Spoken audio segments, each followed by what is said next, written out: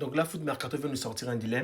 Qui est le meilleur milieu défensif de ces 20 dernières années? En vrai, de vrai, c'est quand même un débat ou un choix très difficile à faire, faut se le dire. Mais on va essayer d'être le plus objectif possible. De toute façon, ici, on est plus objectif. Sans plus tarder, on va aller directement, ça va drop direct en 6e position et je mets Rodri. Venez pas me sortir vos arguments des ballons d'or. Avec ces 5 monstres autour de lui, sa place est bien offense. Le fait qu'il soit le seul d'ailleurs ballon d'or de cette liste, regardez-moi un peu le nom, ça en dit long sur le football. À la 5e position, je mettrai Yaya Touré, malheureusement, avec un cœur meurtri.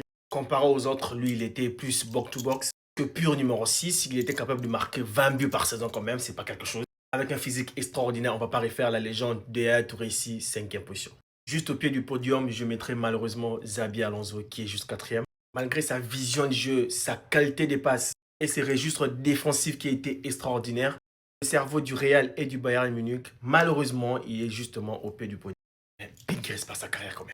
En 3e position, avec ses 5 Ligues des Champions, je mettrai Casemiro. Avant que vous veniez attraper ma veste, sachez-le, sans lui, le trio Kroos-Modric, ça n'existe pas.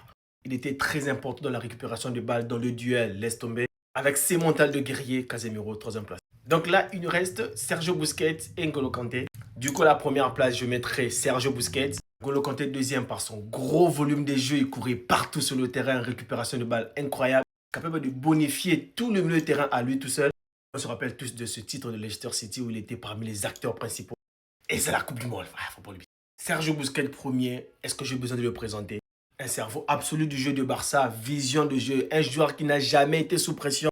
On avait l'impression que lui, la pression, il aimait. Il est entouré de 18 joueurs, tu lui passes un ballon, il les bonifie. Il était juste incroyable comme numéro 6. Et on a rarement vu ça, il faut se le dire. Presque jamais vu ça dans le football. Dites-moi un peu ce que vous en pensez et donnez-moi votre liste dans les commentaires. N'oubliez pas, abonne-toi.